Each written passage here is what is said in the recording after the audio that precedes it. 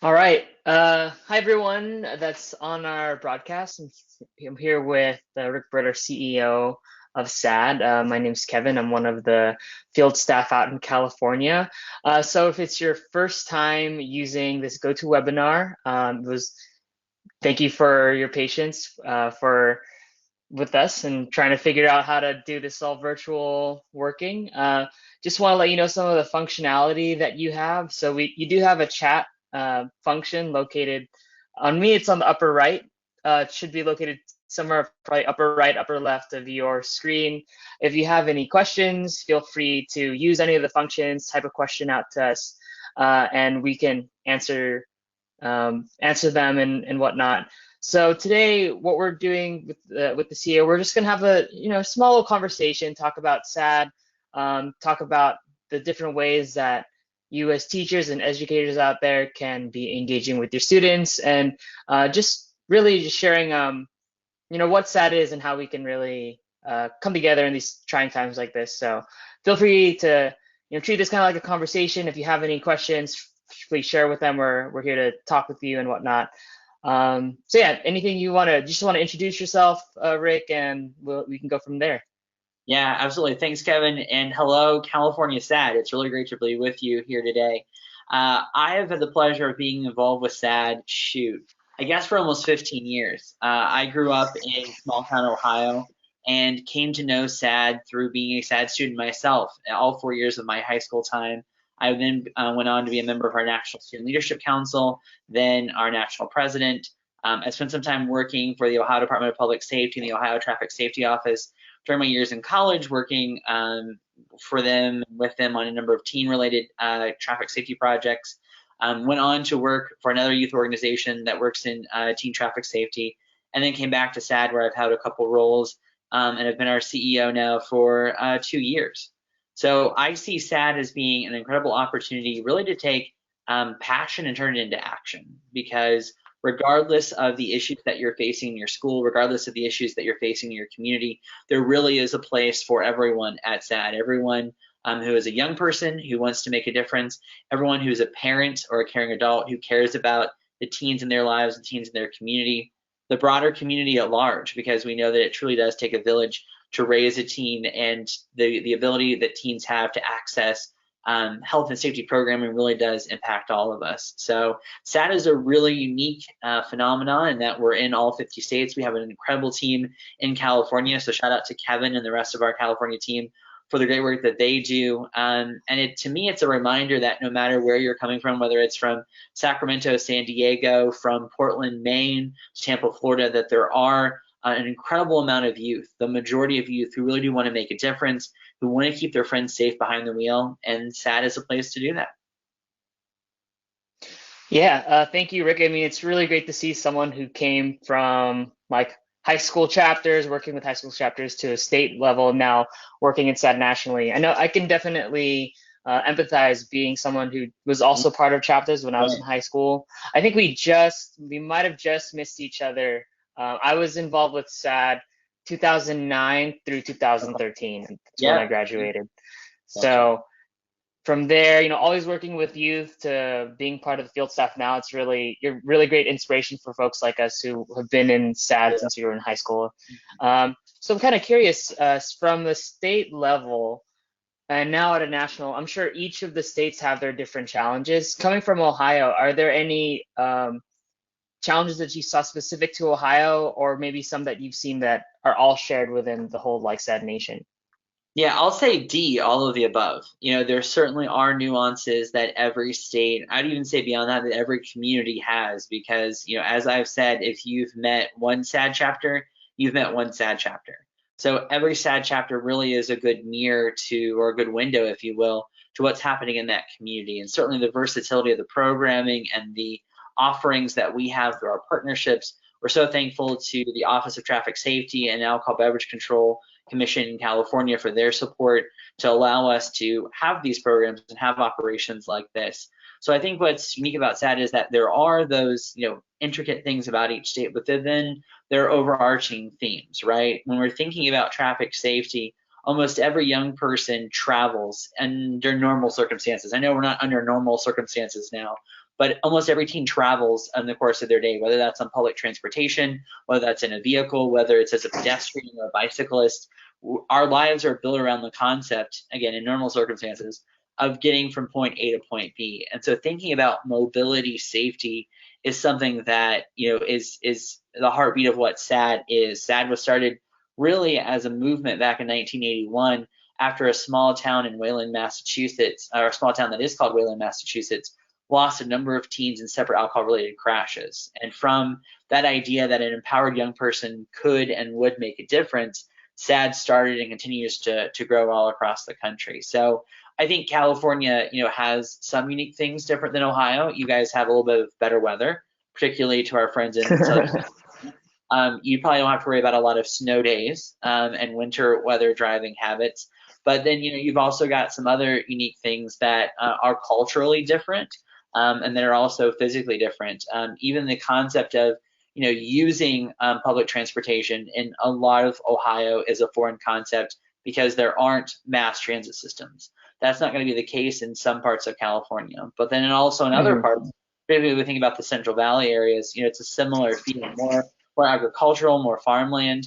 So I'm reminded that, what our chapters are seeing as they're trying to address traffic safety is in some cases different and also in some cases very similar to all across the country.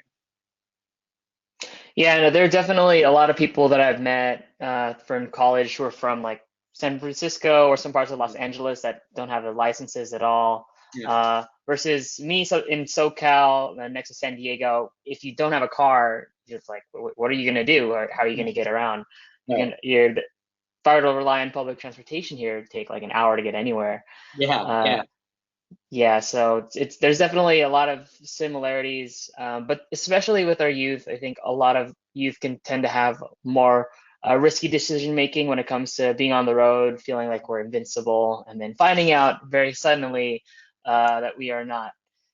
So from you said SAD was kind of came out in 1981 in Massachusetts. Yeah. From the 15 years that you've been here, has there been an have you kind of noticed or realized SAD's impact on students, or have you seen is there any way that you've seen the issues maybe change or evolve as the years have gone on? Yeah, so 2021 next year will be SAD's 40th anniversary, and so we're starting the planning of that even now. And so I've had an opportunity to talk with, our original CEO Bob Anastas, some of my predecessors, and have some very similar conversations. And what I've realized is that so much has changed, but so much has stayed the same. And what I mean by that is the ways that we communicate, some of the mediums that we use those have drastically changed. The concept of having a webinar like this and us talking across the country back in the 80s would have been, unreal. It's true. But the conversations that we're having, talking about teens being substance free, talking about impaired driving, talking about car crashes still being one of the leading causes of teens' death, that's where I take pause, and I'm a little disappointed in all of us that we're still having those same conversations. The fact that we still have to tell young people to rock the belt or click it or ticket or buckle up each time they get inside the car. I'm amazed that that is even still a conversation point. The teens of today, these Gen Zers, young people today are the most buckled generation in the history of the world. And what I mean by that is that most of their parents went to great lengths to get them the greatest car seat, the best booster seat, whatever it might be. And in that space, they've been buckling up since they were, just out of the womb almost. And so the fact Hmm. now that when they're 15, 16, 17, 18, all the way up to 24, we're having to tell them or remind them to buckle their seatbelt, it kind of blows my mind. I know we've made great strides, and our partners at the National Highway Traffic Safety Administration, the AAA Foundation for Research, will tell us that we've made great strides and we should really be patting ourselves on the back. But I'm reminded that every day there is a young person who loses their life. There are multiple young people that lose their life every day on our roadways, almost 4,000 every year, or over 4,000 every year, depending on the stats of that particular year. And, that still causes me to take great pause and realize that even though we've got great strength, we've made great strides, there's still so much more to do. Even as we think about distracted driving was a thing in the 80s, Well, you may not have called it that. You were changing Yeah. for our some of our listeners who may remember this. They may remember 8 tracks, or changing the stereo, or we're all still tempted when we go through a drive-through to grab the burger, grab the fries, and begin to eat. But we have to realize that there are still risks associated with each of those decisions. And so, even though the mediums and a little bit of the messaging is staying, the heartbeat is still thinking about others and thinking about the risk that you're putting yourselves under when you choose to get behind the wheel and drive impaired, distracted, drowsy. All of those things have still unfortunately stayed the same, and it reminds us that we've still got a lot of work to do. Yeah, I was surprised. I just did an informal like Instagram poll just to ask my audience like, hey, like how many of you all know someone who doesn't wear their seatbelt? And I'm surprised to see like Yeah, response of 40% still know people that don't wear seatbelts. That's almost yeah, half. yeah, Yeah, and I was amazed to hear that. It kind of reminds me, I spent 6 months working in the Philippines, and the norm there is actually not to wear the seatbelt at mhm, all, like every mhm, single passenger. And I was like, no one's wearing their seatbelt, and it's not, and the driving there is not, there's no traffic laws, they're all like traffic right, suggestions. right, So you know, just to think that there's 40% here in the US that are still not wearing their seatbelt is quite amazing. So I'm with you. I'm also surprised that there's that this mhm, messaging is still important now than ever. And it seems like it's more important to have our teens that are wearing their seatbelts to be advocates to tell others that they're riding with to buckle up their seatbelts because I do yeah, think I do think a lot of the people in the SADD chapters, like a lot of our members, they know to buckle their seatbelts, and it's all about getting that message out to those aren't that aren't doing it, their yeah. peers and their friends and whatnot. Yeah, I mean, I think there's two interesting points you hit there. I mean, first of all, whenever I talk to parents, I remind them that they are the earliest teachers of their teens, and they better believe that when they're buckling their little kiddo in the back seat, however they're choosing to operate that motor vehicle, whatever decisions they're making inside the car, are laying the foundation for how their future teen driver will behave. I think we've all had those anecdotes and those stories of maybe where our parents weren't the best drivers. Those are the things that kind of pop up in our head. And so it really does lay a foundation for what we think is acceptable, and how, teens will drive when they get the keys and get behind the wheel. So I think that's so important. And I think, the other thing, when I talk to SAD members, I encourage them, and ask them similar questions that you did, Kevin. How many of you know someone who, is a distracted driver? Every hand will go up across the room. And then I say, how many of you took the time to speak up and take the phone out of someone's hand, or to, agree to be a designated texter, or made the decision to, whatever the behavior may be, say, hey, dude, you only got a few hours of sleep last night. Maybe I should drive. Or, hey, let's find another way to get there. I think it's still so hard to speak up, because there's still a stigma on being, the goody two shoes, if you will, or being the one who is willing to stand up and make that right call when it may not be the most popular thing to do. And so I think it's still so important, like you said, that our advocates, that our members of SAD are vocal, and they are the ones that take the keys and make the right choice, and send that strong message that this isn't about being cool. This is about being safe. And if you do it right, you can be cool and be safe at the right time. Kevin, you and I are prime examples of that. So it can be done. Yeah, I definitely agree. I mean, I remember when I went to college and the sad messaging was no longer as prominent, and then having that urge of saying like, oh wait, I'm in a car and someone's doing this, they're Yeah, texting on their phone or they're eating while they're driving, and I want to say something, and having that pressure of like, oh, do I feel like it's cool, or will I be not considered like a good friend if I'm trying to say something? Will they be dismissive? And yeah, definitely instilling our students with those strong values of it is cool to be safe. If anything, it should be like, hey, I want to stay alive. Like we should we absolutely, should have this conversation. It's really cool to be alive. That's a cool thing. So I absolutely. definitely see where that it's really good. So other question I have is with regard just to kind of get a sense of what it's like to be president of SAD. What are some challenges that the SADD Nation might not realize being the president that you have to encounter? Yeah, if you see my hair is graying, that's no, I'm kidding. I'm kidding. Um, it's an incredible opportunity, an incredible. I know this sounds so cliche, which means it's true. I rarely think of this as a job. I get to work out. I get to wake up every day, even if I'm social distancing. I still get to work with incredible young people across the country. Our state youth leaders, our national boards, an incredible board of directors, fabulous staff. It's a really amazing opportunity to lead an organization like this, and particularly one that's been around for 4 decades. People I think assume that SADD is bigger than it is. Our national staff is comprised of only 5.5 people.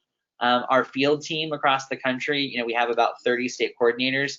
So when you think about the scope of how many youth there are, I've realized that the ocean is so big and our boat is so small.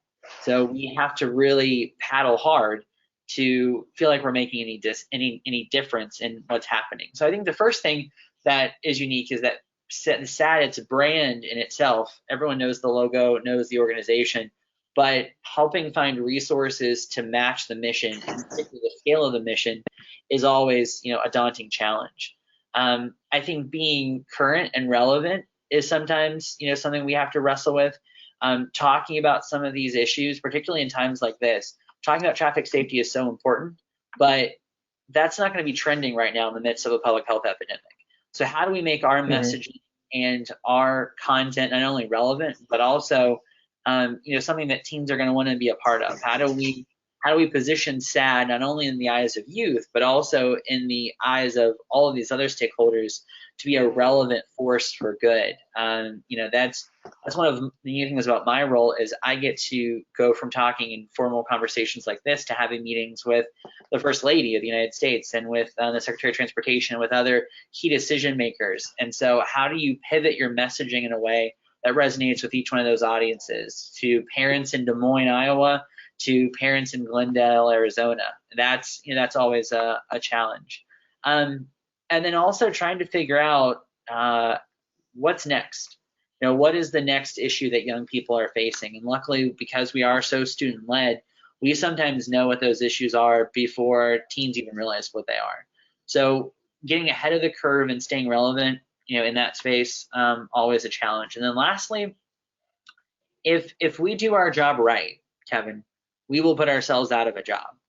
Where hopefully there will be a day when no teen lives are lost on our roadways, when every young person gets to enjoy the rich future that they so deserve.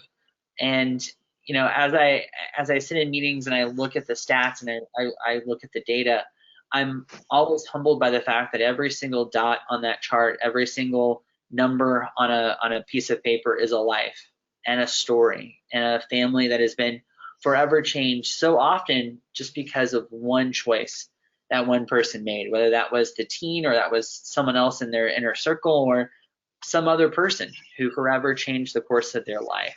So how do you convey the urgency of that message in a way that that mobilizes people, and Mhm. also in a perfect world, how do you measure something that didn't happen? If we're doing our job right, there are teens that are being safer out there and who are speaking up. How do you measure that moment when a young person said, "Hey friend, you are way too impaired, you're too high, you're too drunk, you're too distracted. I'm taking the keys, I'm stopping the vehicle, I'm speaking up." How do we measure that and be able to convey that to our audiences? How do we replicate that? How do we share that with our funders in a way that truly tells the story and the passion and the impact of an organization like SADD? I don't have all those answers. Maybe our viewers do, because those are the things that literally keep me up at night. Those are the things that we're always working on, because certainly, like most youth organizations, SADD is an unfinished product. And hopefully, we will get to a day where we have achieved our goal and every young person gets home safe and sound. Yeah, very well said. I like when you were talking about we're existing. It reminds me of a phrase, "Exist like not to exist" until there's like no more traffic safety issues and whatnot. I think that you brought up a really good point where people will much easily see the negative things that are happening, and it's Yeah. much easier to convey the bad statistics of like what how many youth have been impacted by bad traffic safety decisions, but it's much harder to capture the positivity and convey that. I think those are really good points to bring up, and Yeah, that's one of some of the nature, right? challenges that we have. Yeah, Yeah, definitely.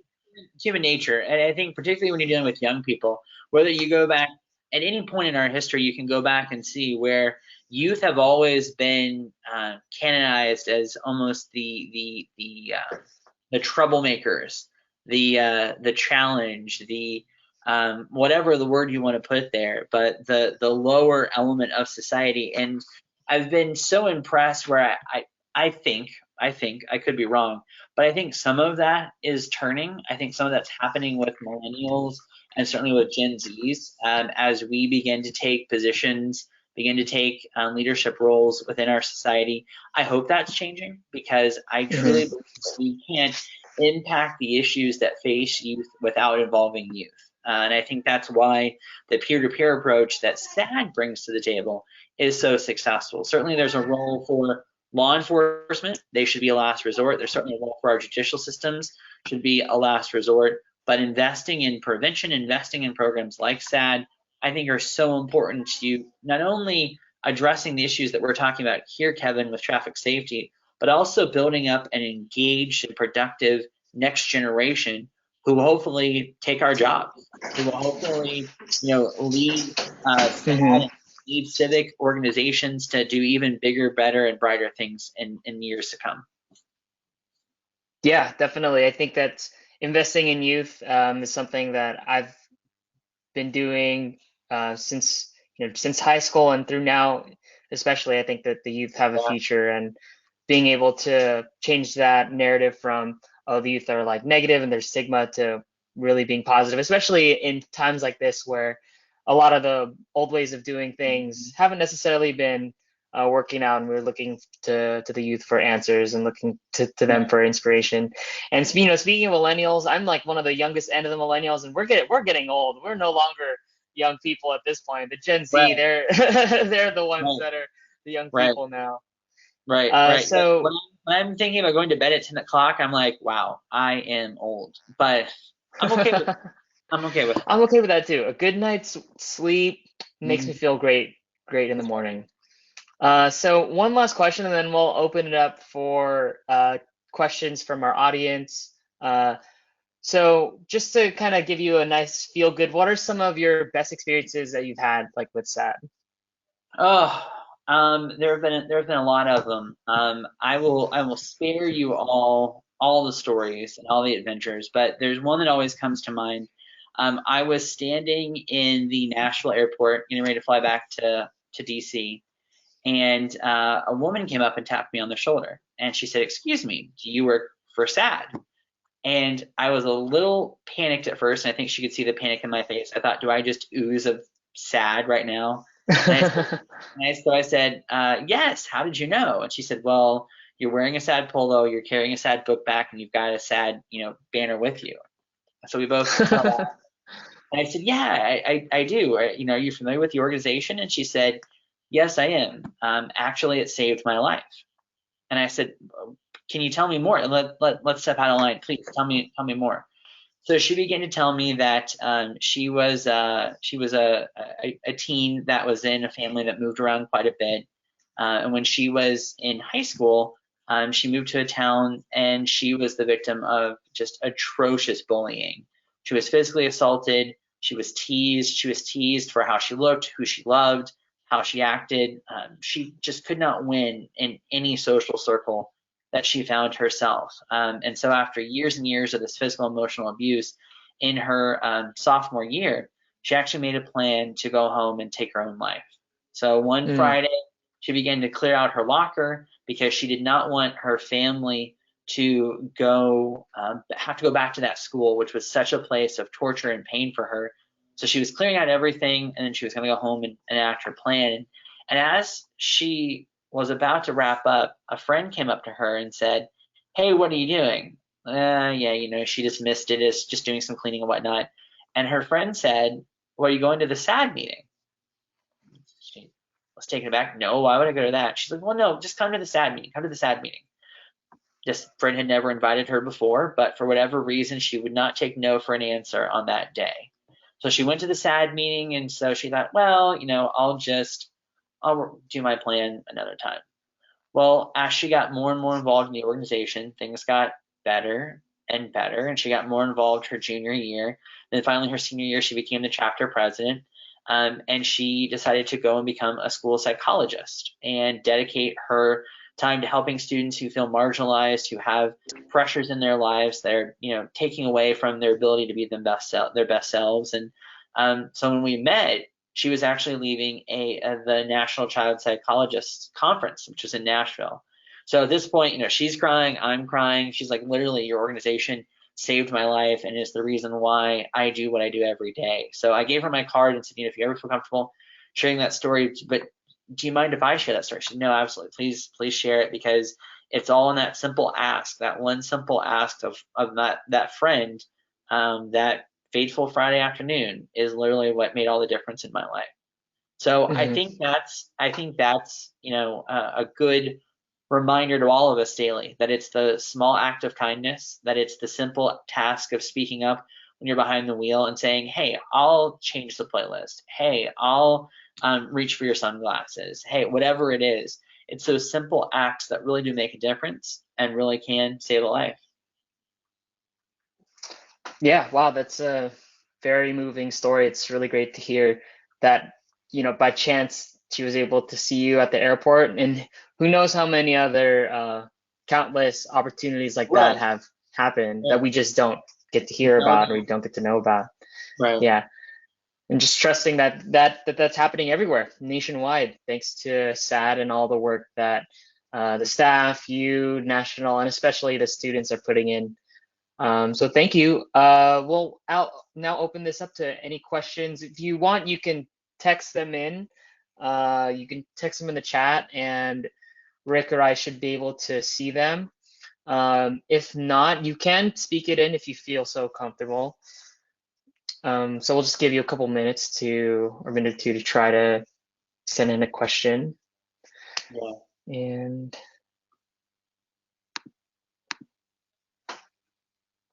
while we're waiting for those, so what the rest that you can look forward to, we're going to be having some more of these webinars with other traffic safety leaders Hmm. and youth advocates all around California. If you want to see a certain type of webinar, if there's any content that you're looking for your classes maybe, or just so you can get educated, feel free to contact us. You can find me at the emails that I've been sending you. We want to make sure to get you the best content for this virtual time that we have, whether or not you want us to go into a classroom and speak to your students virtually, or you just want to show them the webinars that we're creating about traffic safety, as well as avoiding the destructive decisions that students can make and turning it more into a positive experience. So feel free to respond or send me an email with any of those requests. We're here to really help you all out, giving you all virtual tools to help engage in this environment for however Hmm. long we're going to be quarantined. Hopefully, it's not too much longer Right. but definitely keeping in mind everyone's safety first. Um, Hey, yeah. Kevin, here's a question that's coming in. I'm interested in working with SAD. What kind of programs and services can you bring to my school or community? I'll let you answer that on behalf of California SAD.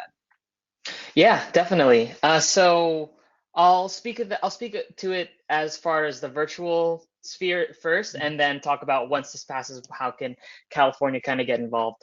So the different type of programs and services. Well, first of all, since we are a student-led program, we operate mainly through school chapters all around California.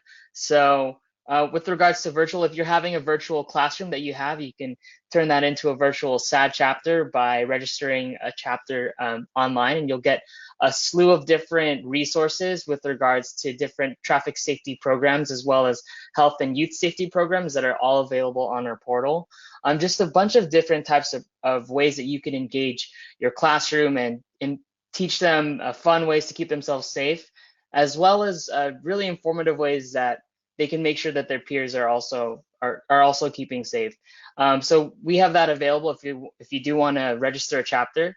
We also, help can go out to your school virtually at this point and provide just some information through via webinar. We can talk to your students and give you all the latest news on what it means to be a safe student in these type of times, as well as other information with regards to bullying, substance or staying drug free or substance abuse and whatnot.